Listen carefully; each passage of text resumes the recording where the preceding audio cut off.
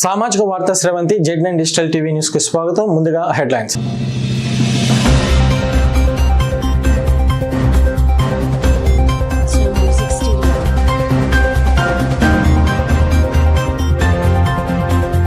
గుంటూరు ఆటోనగర్లో భారీ అగ్ని ప్రమాదం.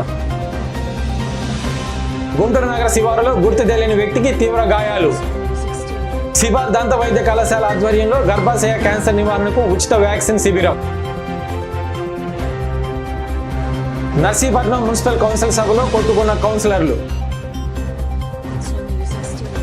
గుంటూరు ఆటోనగర్ ఫేజ్ 4 లో గురువారం భారీ అగ్ని ప్రమాదం జరిగింది. బజాజ్ అనుబంధ సంస్థ అయిన ఎలక్ట్రానిక్స్ మార్ట్ ఇండియా లిమిటెడ్ చెందిన గోడెంలో మంటలు చెలరేగాయి.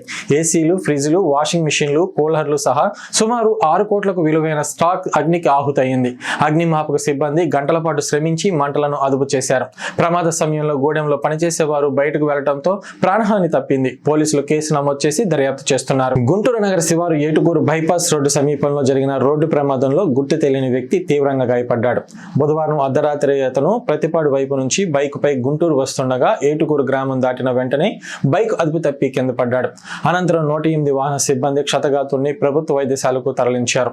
ప్రస్తుతం అతను కోమాలో ఉన్నాడు. అతని ఆచూకీ తెలిసిన వాళ్ళు Nallapadu CI number 8688831376, police station number 7382926727 నంబర్లకు ఫోన్ చేసి సమాచారం అందించాలని పోలీసులు కోరుతున్నారు. సిబార్ దంత వైద్య కళాశాల గుంటూరు నందు గర్భాశయ క్యాన్సర్ నివారణకు ఉచిత HPV వ్యాక్సిన్ శిబిరం శుక్రవారం నిర్వహించారు.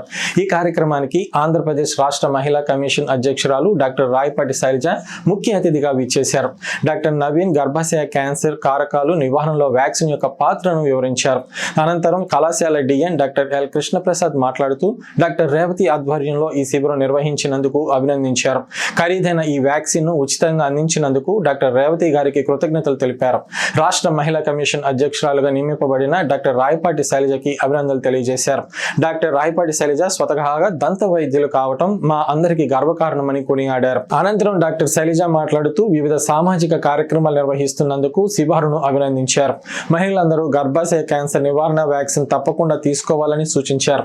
ప్రైవేట్ సంస్థలు కూడా ఇటువంటి సామాజిక సేవా కార్యక్రమాలు నిర్వహించి తద్వారా ప్రభుత్వం చేపడుతున్న వివిధ కార్యక్రమాలను చేయూతనివ్వాలని పిలుపునిచ్చారు. ఈ శిబిరం నందు 100 మందికి ఉచితంగా HPV వ్యాక్సిన్ ను వేయటం జరిగింది. నర్సీపట్నంలో గురువారం జరిగిన మున్సిపల్ కౌన్సిల్ సమావేశంలో టీడీపీ, వైసీపీ కౌన్సిలర్లు శృతిమించారు.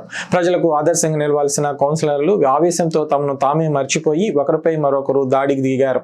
అరుపులు, కేకలతో సమావేశం దద్దరిల్లింది. కొట్టుకున్న కౌన్సిలర్లను విడిపించడానికి అధికారులు వెళ్లవలసిన పరిస్థితి ఏర్పడింది.